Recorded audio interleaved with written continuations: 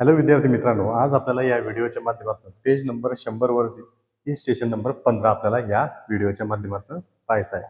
Problem सुरू करण्याच्या अगोदर, व्हिडिओ सुरू करण्याच्या अगोदर सर्वांनी व्हिडिओला लाईक करा, चॅनलवरती नवीन असाल तर चॅनलला सबस्क्राईब करा आणि व्हिडिओ कसा वाटला व्हिडिओच्या खाली कमेंट करा. आणि इयत्ता 12वी मध्ये शिकणारे जे काही तुमचे मित्रमैत्रिणी असतील त्यांना जास्तीत जास्त आपला जो काही व्हिडिओ आहे तो शेअर करायचा आहे. प्रॉब्लेम दिलेला आपल्याला, following is the receipt and payment account of Krishna junior college Mahabaleshwar. Mahabaleshwar हे आपलं महाराष्ट्रातील एक थंड हवेचं ठिकाण आहे. त्या थंड हवेच्या ठिकाणामधील जे काही ज्युनियर कॉलेज दिलेलं आहे आपल्याला, त्या ज्युनियर कॉलेजचं आपल्याला रिसिप्ट अँड पेमेंट अकाउंट दिलेलं आहे 31 मार्च 2020. 31 मार्च 2020 काय आहे, क्लोजिंग आहे. मग ही ओपनिंग, या अकाउंटची ओपनिंग कधी झाली होती तर 1 April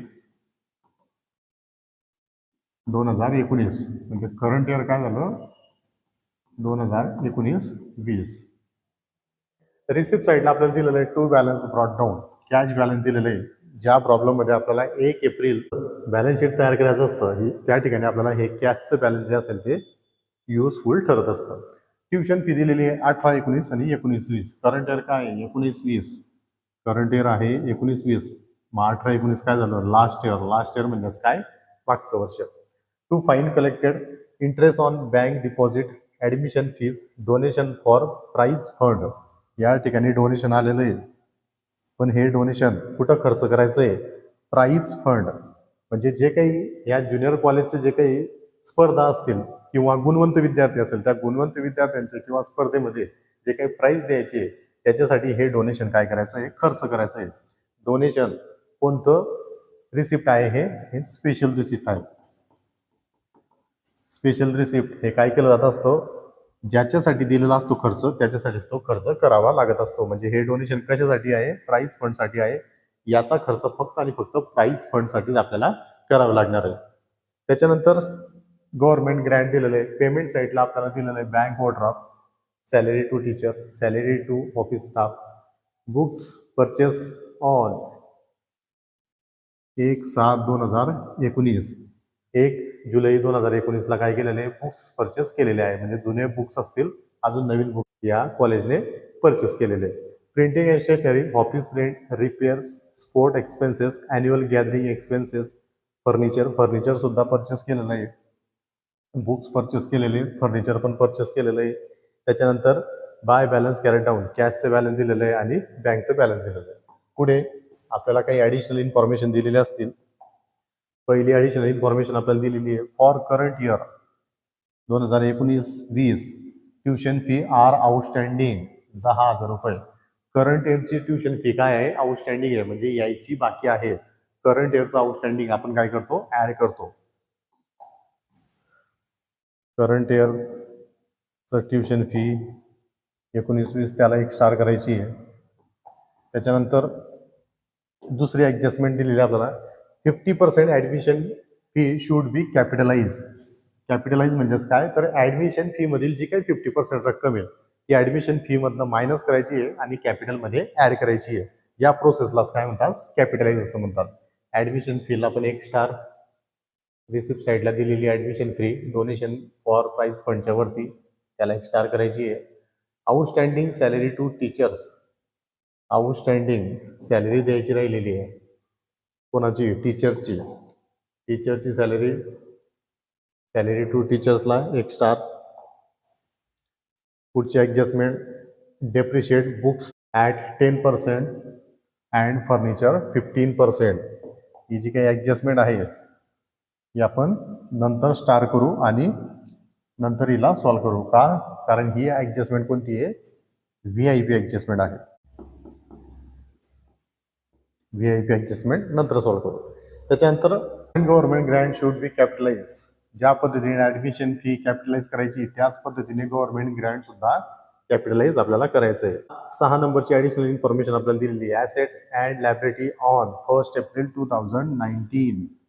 1 April 2019 were as follow, building, furniture, books, bank deposit, tuition fee receivable आणि बँक ओव्हरड्राफ्ट आपल्याला दिलेलं आहे. 1 एप्रिल 2019चे आपल्याला बॅलन्सेस दिलेले आहे ॲसेट आणि लायबिलिटीचे. म्हणजे आपल्याला काय करायचं आहे, 1 तारखेचं बॅलन्स शीट आपल्याला तयार करायचं आहे. ओके, करून टाकू. You are required to prepare income and expenditure account for the year ended 31st March 2020 and balance sheet as on that date. आपल्याला या वरील इन्फॉर्मेशनवरनं काय काय तयार करायचं आहे, इन्कम अँड एक्सपेंडिचर अकाउंट तयार करायचं आहे 31 मार्च 2020चं आणि बॅलन्स शीट तयार करायचं आहे 31 मार्च 2020चं. आता आपल्याला प्रॉब्लेम सॉल्व्ह करायचा आहे. प्रॉब्लेम सॉल्व्ह करण्याच्या अगोदर आपल्याला काय करावं लागणार आहे, इन्कम अँड एक्सपेंडिचर अकाउंट आणि बॅलन्स शीट ड्रॉ करायचं आहे. त्याच्या अगोदर वर्किंग नोटमध्ये 1 एप्रिल 2019चं आपल्याला बॅलन्स शीट तयार करावं लागणार आहे. एक 4-5 लाईनींचं बॅलन्स शीट आपल्याला तयार करावं लागेल. इथं आपण ते बॅलन्स शीट तयार केलेलं आहे. आता याच्यामध्ये काय करायचं आहे, 6 नंबरची जी इन्फॉर्मेशन दिलेली आहे त्याच्यातील घटक उचलायचे आणि या बॅलन्स शीटमध्ये पोस्ट करायचे आहे. मग करूया, कोणकोणते घटक दिलेले आहेत. तर 1 नंबर दिलेला आहे आपल्याला बिल्डिंग. ॲसेट साईडला लिहायचं आहे बिल्डिंग. अमाऊंट आउटर कॉलमला 18 लाख रुपये. त्याच्यानंतर फर्निचर,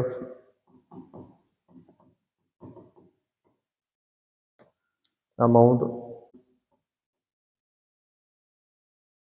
त्याच्यानंतर बुक्स, अमाऊंट 5 लाख रुपये आउटर कॉलम. त्याच्यानंतर 9% बँक डिपॉझिट.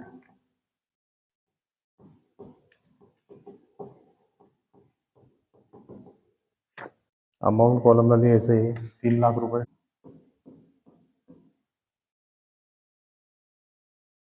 त्याच्यानंतर ट्युशन फी रिसिवेबल.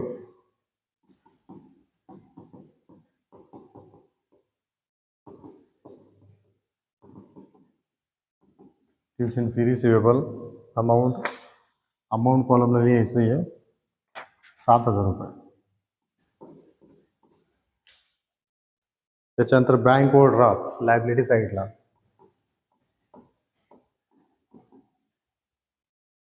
अमाऊंट कॉलमला लिहायची आहे 28,500. 6 नंबरची ॲडिशनल इन्फॉर्मेशन आपण पूर्णपणे पोस्ट केली. आता आपल्याला प्रॉब्लेममध्ये जे रिसिप्ट अँड पेमेंट अकाउंट दिलेले आहे त्यामध्ये सुद्धा आपल्याला 1 तारखेचे बॅलन्सेस असतात, ओपनिंग बॅलन्सेस असतात दिलेले, ते आपल्याला द्यायचे. सुरुवातीला रिसिप्ट साईडला कॅश आलेली आहे. हे कॅशचं पोस्टिंग आपल्याला करावं लागणार आहे 23,500.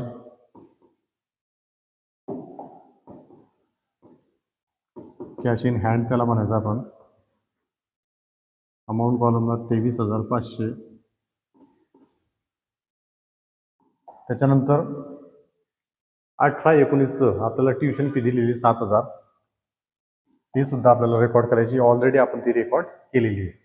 या ठिकाणी आपण 6 नंबरची ॲडिशनल इन्फॉर्मेशन आणि रिसिप्ट अँड पेमेंट अकाउंटमधले काही घटक जे महत्त्वाचे होते ते आपण 1 तारखेच्या बॅलन्स शीटमध्ये पोस्ट केलेले आहे. आता पुढची स्टेप काय आहे, ॲसेट अँड लायबिलिटीची टोटल घ्यायची आहे. ॲसेटची टोटल घ्यायची आधी. ॲसेट साईडची टोटल येते 33,30,500. 33,30,500. लायबिलिटी साईडला लिहायचं आहे 33,30,500. 33,30,500 मधनं 28,500 मायनस करायचे. जो फरक येईल 33,02,000 त्याला नाव द्यायचं आहे. काय केलं आपण, ॲसेटची टोटल घेतली, लायबिलिटीची टोटल घेतली. ॲसेटची टोटल मोठी म्हणून ॲसेट साईडला लिहिली, लायबिलिटी साईडला लिहिली. त्या ॲसेट साईडची जी काही टोटल आलेली होती ते 33,30,500. त्याच्यातनं 28,500 मायनस केला. जो फरक आलेला आहे 33,02,000 त्याला आपण नाव देतो कॅपिटल फंड. ही अमाऊंट आपण काय केली आहे, शोधली आहे. कशी शोधली आहे, बॅलन्सिंग करून. म्हणून याला काय म्हणतात, बॅलन्सिंग फिगर असं म्हणतात. आता आपल्याला काय करायचं आहे, हे जे काही बॅलन्स शीट आहे 1 एप्रिल 2019चं, हे आपल्याला काय करायचं आहे, नवीन जे काही बॅलन्स शीट आहे आपलं 31 मार्च 2019चं, या ठिकाणी ते काय करायचं आहे, पोस्ट करायचं आहे. 31 मार्च 2020चं जे काही बॅलन्स शीट आहे इथं आपली त्याची पोस्टिंग करायची आहे. पोस्टिंग करण्याच्या अगोदर आपली एक VIP ॲडजस्टमेंट राहिली होती. 4 नंबरची डेप्रिशिएट बुक्स आणि फर्निचर. बुक्स आणि फर्निचरवरती आपल्याला काय करावं लागणार आहे, स्टार करून यावं लागणार आहे. बुक्सवरती 1 स्टार, त्याच्यानंतर फर्निचरवरती 1 स्टार. त्याच्यानंतर काहीतरी आपण काही ॲसेट आपण काय केल्या होत्या, परचेस केल्या होत्या. काय काय परचेस केलं होतं, बुक्स परचेस केलं होतं आणि फर्निचर पण परचेस केलं होतं. मग बुक्सला परत 1 स्टार आणि फर्निचरला काय करायचं आहे, परत 1 स्टार करायचं. चला पोस्टिंग करूया. सुरुवातीला ॲसेट साईडची पोस्टिंग करूया. बॅलन्स शीट, बिल्डिंग दिलेली आहे 18 लाखाची.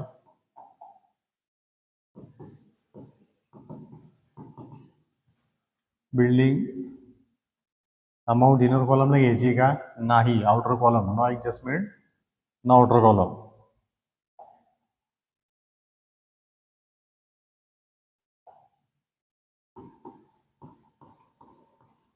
₹18,00,000. त्याच्यानंतर फर्निचरवरती 2 स्टार आहे. फर्निचर ₹7,00,000.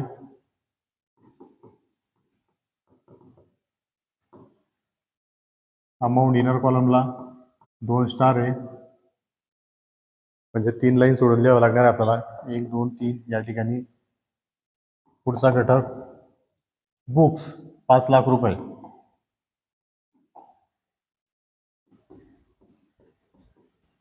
अमाऊंट इनर कॉलमला याच्यावर पण स्टार आहे. त्याच्यानंतर 9% बँक डिपॉझिट, ही सुद्धा ॲडजस्टमेंट आहे. याच्यावरती पण आपल्याला इंटरेस्ट कॅल्क्युलेट करावं लागणार आहे. ॲसेट साईडला बुकच्या खाली 3 लाईन सोडून 9% बँक डिपॉझिट, अमाऊंट ₹3,00,000 इनर कॉलमला. त्याच्यानंतर tuition fee receivable ₹7,000 tuition fee receivable आहे, येणारी होती. ते ऑलरेडी रिसिप्ट साईडला आलेली आहे. ₹7,000 म्हणजे ती काय झालेली आहे, आपल्याला रिसिप्ट म्हणजे मिळालेली आहे. म्हणजे याचं रेकॉर्डिंग आपल्याला करायची गरज नाही. त्याच्यानंतर कॅश इन हँड, हे जे काही 1 तारखेचं कॅश बॅलन्स आहे, हे आपण 31 तारखेच्या बॅलन्स शीटमध्ये आपण पोस्ट करत नाही. कारण का, आता कॅशचं बॅलन्स आपलं त्या ठिकाणी वाढलेलं असेल. पुढे बँक ओव्हरड्राफ्ट दिलेला आहे 28,500चा, द्यायचं होतं. आपण पेमेंट साईडला 28,500 दिलेले आहे. म्हणजे आपल्याला हे बँक ओव्हरड्राफ्ट पण रेकॉर्ड करायचे नाही आहे. उरलंय काम आहे कॅपिटल फंड. लायबिलिटी साईडला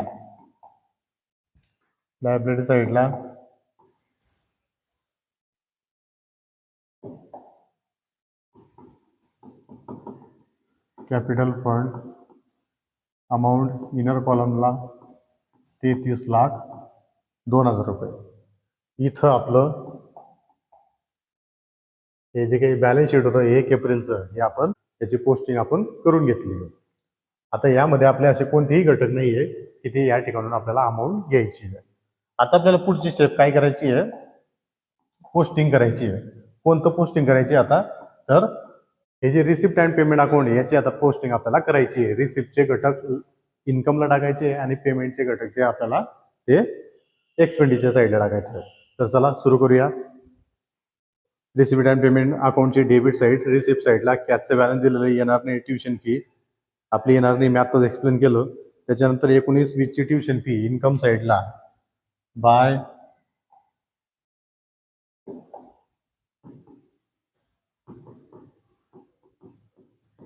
ट्युशन फीज, अमाऊंट इनर कॉलमला येईल ₹70,000. ॲडजस्टमेंट आहे, इनर कॉलमला लिहावं लागेल. फाईन कलेक्टेड 1 लाईन सोडून तिथंच by fine collected, amount outer कॉलमला ₹4,000. No adjustment, no inner column. Interest on bank deposit तिथंच interest on bank deposit, amount inner कॉलमला ॲडजस्टमेंट आहे 25,500. त्याच्यानंतर ॲडमिशन फी तिथंच एक लाईन सोडून by admission fees amount inner कॉलमला 12,000 रुपये. त्याच्यानंतर donation for prize fund, donation special donation आहे, लायब्ररी साईडला जाणार आहे. कॅपिटल फंडच्या खाली एक 4 लाईन सोडून लिहायचं आहे, donation for prize fund amount outer कॉलमला 90,000 रुपये. त्याच्यानंतर गव्हर्नमेंट ग्रँड इन्कम साईडला ॲडमिशन फीच्या खाली एक लाईन सोडून by government grant amount inner कॉलमला ॲडजस्टमेंट आहे 1,73,000 रुपये. त्याच्यानंतर पेमेंट साईड एक्सपेंडिचर साईडला बँक ओव्हरड्राफ्ट येणार नाही. त्याच्यानंतर salary to teacher salary to teachers amount inner कॉलमला 2,00,000 रुपये ॲडजस्टमेंट आहे इनर कॉलमला लिहायची आहे. त्याच्याच खाली salary to office staff salary to office staff amount 40,000 रुपये आउटर कॉलम. त्याच्यानंतर बुक्स परचेस केलेले आहे, ॲसेट साईडला बुक्सच्या खाली लिहायचं आहे ॲड परचेसेस अमाऊंट इनर कॉलमला लिहायची आहे 60,000 रुपये. जुने बुक्स होते 5 लाखाचे, नवीन परचेस केलेले 60,000चे. 60,000च्या खाली आडवी रेष 5,60,000 तिथंच इनर कॉलमला. त्याच्यानंतर प्रिंटिंग अँड स्टेशनरी एक्सपेंडिचर आहे, एक्सपेंडिचर साईडला to printing and stationery amount outer कॉलमला लिहायचं आहे 7,000 रुपये. त्याच्यानंतर ऑफिस रेंट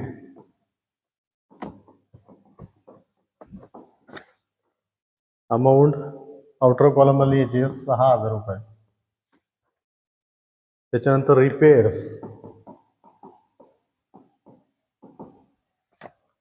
अमाऊंट आउटर कॉलमला लिहायची 3,000 रुपये. त्याच्यानंतर sport expenses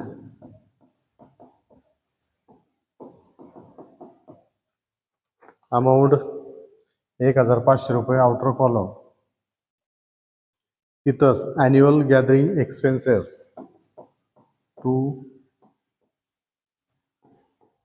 annual gathering expenses amount outer कॉलमला लिहायचे 12,000 रुपये. त्याच्यानंतर फर्निचर परचेस केलेले आहे, फर्निचरमध्ये ॲड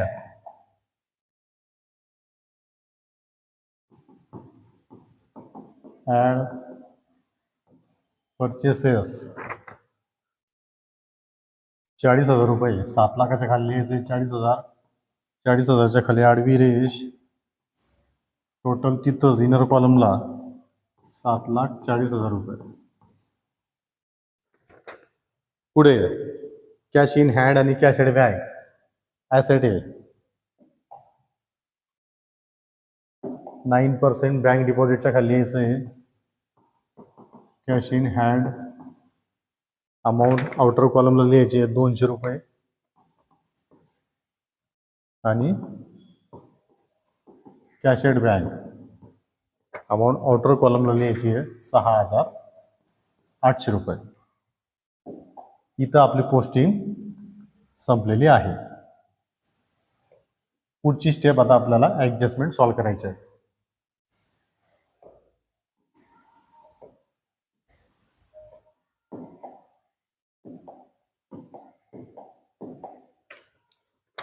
पहिली adjustment tuition fee are outstanding. Outstanding काय करतात? ऍड करतात.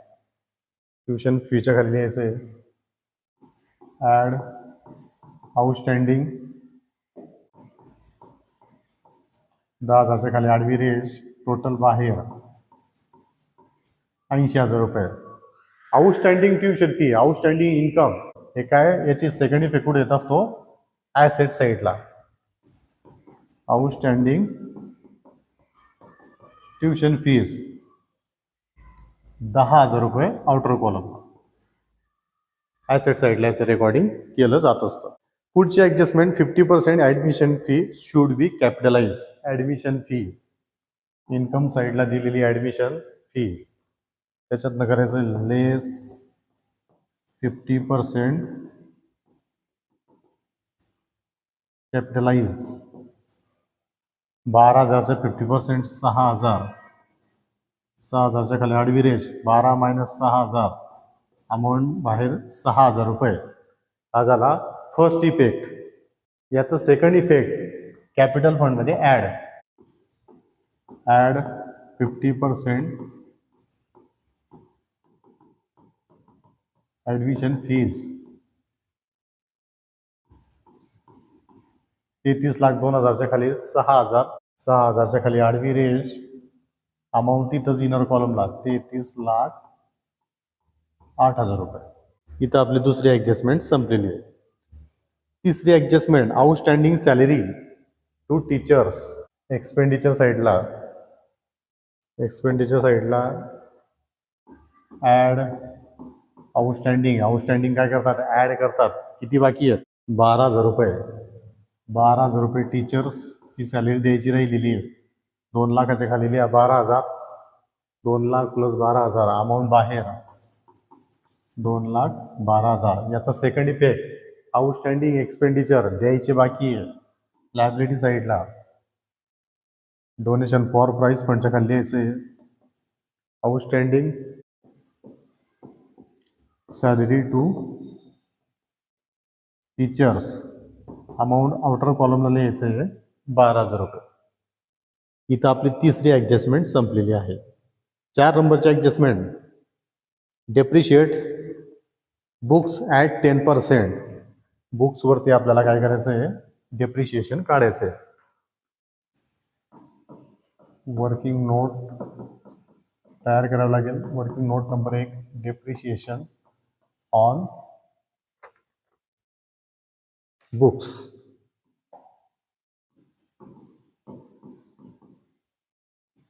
ॲट 10%. बुक्सची अमाऊंट जर आपण आता बघितली तर करंटला आपल्याकडे बुक्स आहेत टोटल 5,60,000 रुपयाच्या.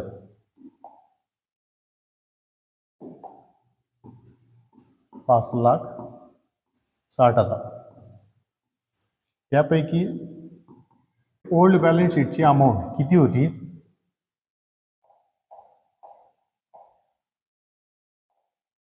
ओल्ड बॅलन्स शीटची अमाऊंट होती 5 लाख रुपये.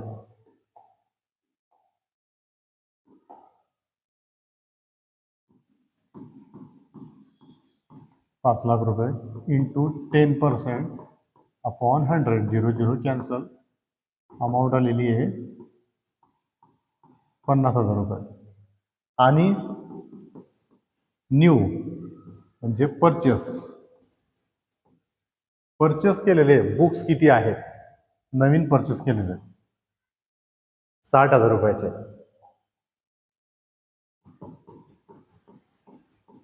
60,000 त्याच्यावरती 10% इंटू कधी परचेस केलेले आहेत ते आपल्याला पेज नंबर 100 वरती बुक्स परचेसची अमाऊंट दिलेली आहे 60,000 रुपये आणि दिनांक दिलेली आहे 1/7/2019. 1/7/2019 आणि आपलं वर्ष केव्हा संपत आहे? 31 मार्च 2020ला. टू 31 मार्च 2020. 1/7/19 ते 31/3/2020. 1/7 म्हणजे जुलै महिना. July, August, September, October, November, December, जानेवारी, फेब्रुवारी, मार्च म्हणजे हा किती कालावधी झाला? 9 महिने. म्हणजे आपल्याला जे काही बुक्स आहेत 60,000 रुपयाचे ते घेऊन किती महिने झालेले आहेत? 9 महिने झालेले आहेत. म्हणजे 9 महिन्याचं आपल्याला काय करावं लागणार आहे? डेप्रिशिएशन कॅल्क्युलेट करावं लागणार आहे.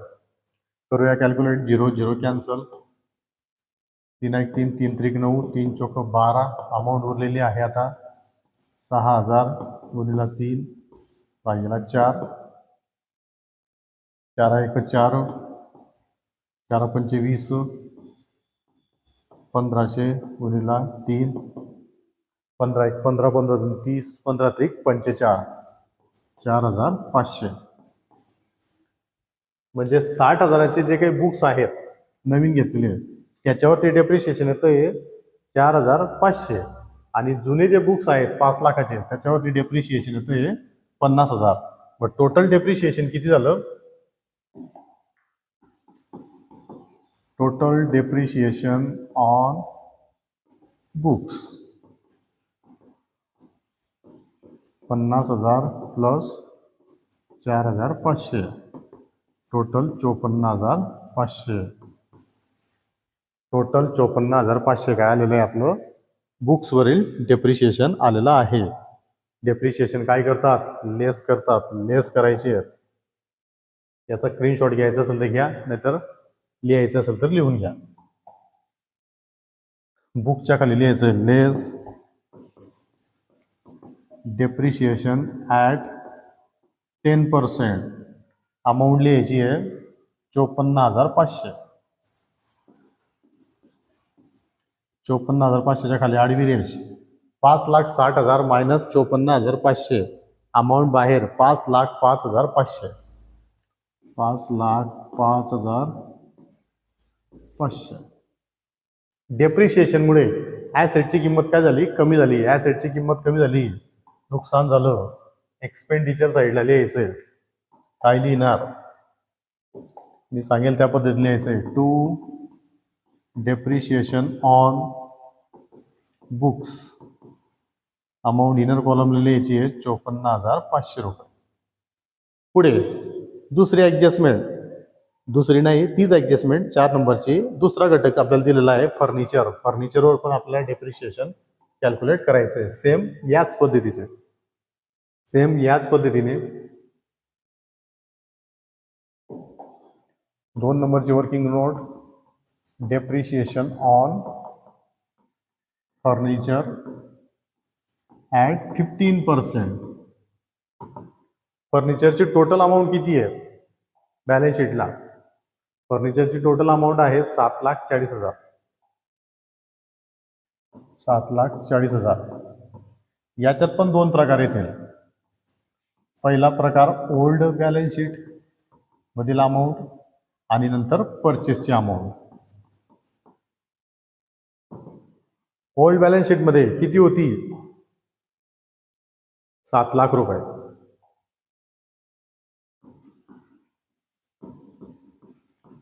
7 लाखावरती 15%, 0 0 कॅन्सल. अमाऊंट उरलेली आहे 7,000 गुणिला 15. 15चा 12 7 आला. 15 7 105. 105 आणि 3 0 जसे तसे, म्हणजे 1,05,000 रुपये काय आलेलं आहे?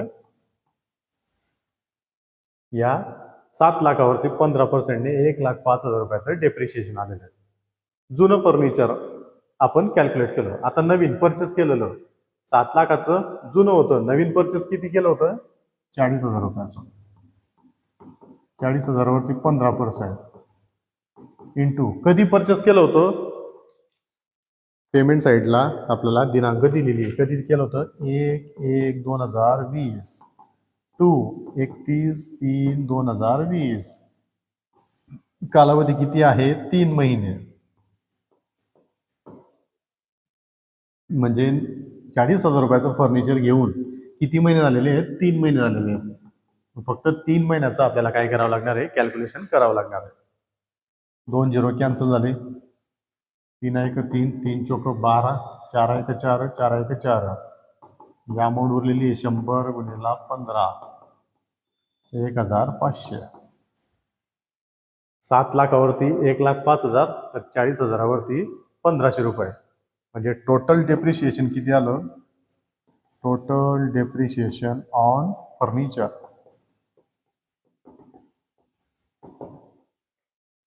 1,05,000 प्लस 1,05,000 1,05,000 प्लस 1,500 टोटल खाली 1,06,500 म्हणजे फर्निचरवरती टोटल डेप्रिशिएशन आलेलं आहे 1,06,500. लेस करा,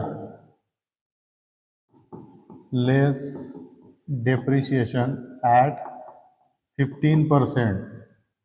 7,40,000च्या खाली असं 1,06,500. अमाऊंट बाहेर 6,33,500.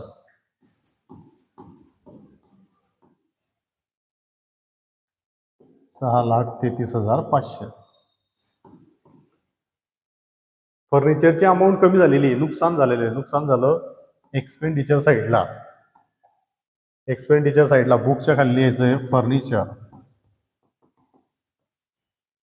Amount 1,06,500 inner कॉलमला.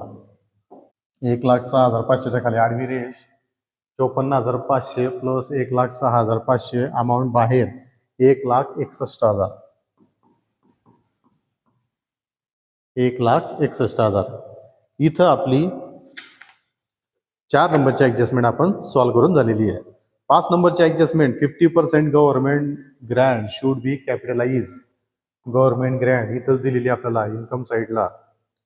त्याच्यातनं लेस करायची आहे. लेस 50% कॅपिटलाइज 1,73,000 वरती 50%. अमाऊंट 86,500. 86,500च्या खाली आडवी रेष 1,73,000च्या 50%.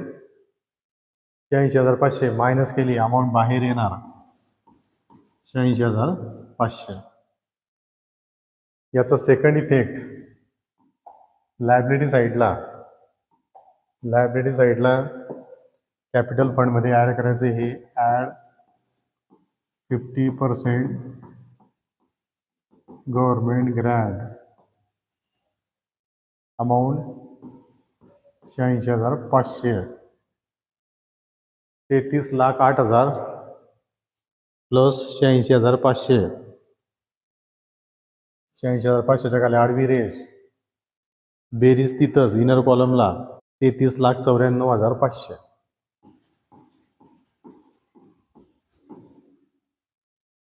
इथं आपली 5 नंबरची ॲडजस्टमेंट आपण सॉल्व्ह केलेली आहे आणि 6 नंबरची ॲडजस्टमेंट ऑलरेडी आपण सॉल्व्ह केली होती. आता काय राहिलं आपलं, तर बॅलन्स शीट साईडला, बॅलन्स शीटच्या ॲसेट साईडला 9% बँक डिपॉझिट दिलेली आपल्याला. त्याच्यावरती पण आपल्याला इंटरेस्ट कॅल्क्युलेट करावं लागणार आहे. Working note number 3. Working note number 3 9% bank deposit. Bank डिपॉझिटची अमाऊंट किती आहे? बँक डिपॉझिटची अमाऊंट आहे 3 लाख रुपये.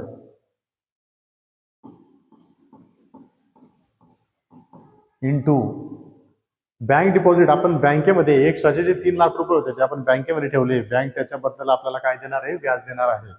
ते व्याजाचा रेट काय असणार आहे? हा असणार आहे 9%. बँकेत पैसे किती ठेवले होते आपण?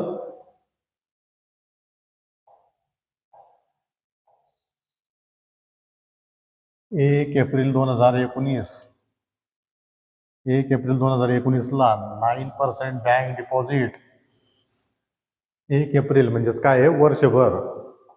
ज्या वेळेस आपल्याला 1 वर्ष झालेलं इन्व्हेस्टमेंट करून त्या ठिकाणी आपण या पद्धतीने घेणार का?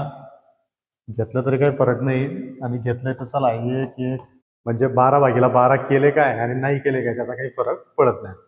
इकडे 2 0 कॅन्सल. अमाऊंट उरलेली आहे 3,000 इंटू 9 9 27 आणि 3 0 27,000 रुपये आपल्याला काय मिळणार आहे?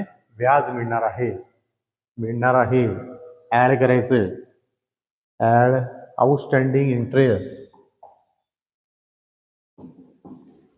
Add outstanding interest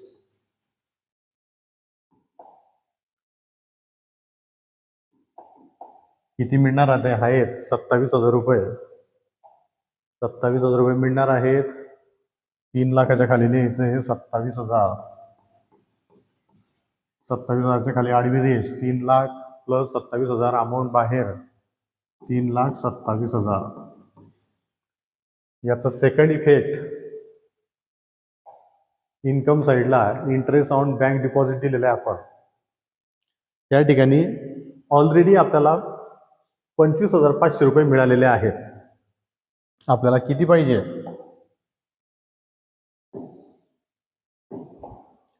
add outstanding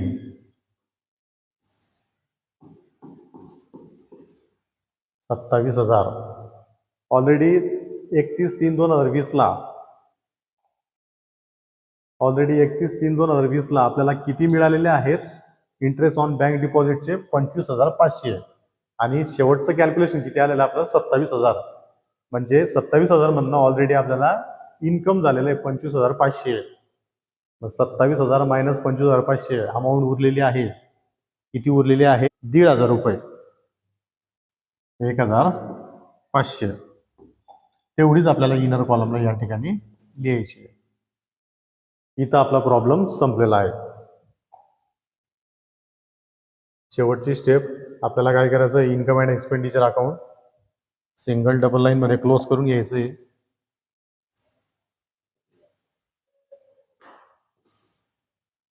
इन्कमची total घ्यायची आहे आणि एक्सपेंडिचरची टोटल घ्यायची आहे. आणि कोणती टोटल मोठी आहे त्याच्यावरून आपल्याला सरप्लस झालेलं आहे का डेफिशिट झालेलं आहे ते आपल्याला सर्च करावं लागणार आहे. चला टोटल घ्या. इथे एक्सपेंडिचर साईडचे टोटल ते 4,42,500. 4,42,500 आणि इन्कम साईडची टोटल येते 2,03,500. एक्सपेंडिचर साईड मोठी आपली म्हणून एक्सपेंडिचरची अमाऊंट आपण बेस मानणार. एक्सपेंडिचर साईडला लिहायचंय 4,42,500. इन्कम साईडला लिहिणार आपण 4,42,500.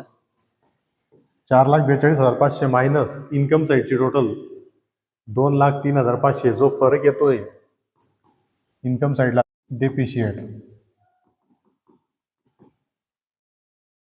4,42,500 मायनस 2,03,500 अमाऊंट येते 2,39,000 आउटर कॉलमला.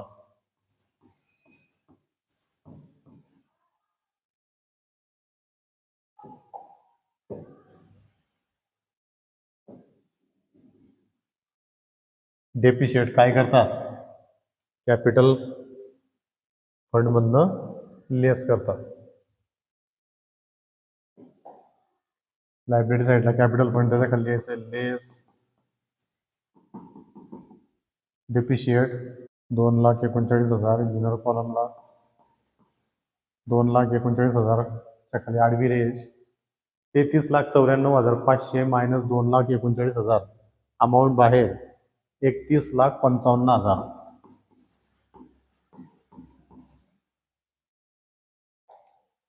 आता या ठिकाणी आपल्याला बॅलन्स शीटची टोटल घ्यायची आहे सिंगल डबल लाईन मध्ये ॲसेटची आणि लायबिलिटीची. इथं आपलं बॅलन्स शीट क्लोज होतंय 32,57,500 ने.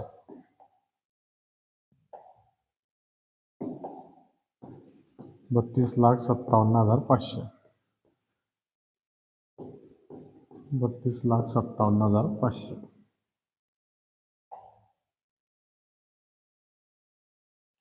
खूप छान असा प्रॉब्लेम होता आणि खूप कस लावणारा प्रॉब्लेम होता. बऱ्याचशा संकल्पना याच्यामध्ये कव्हर केलेल्या आहेत.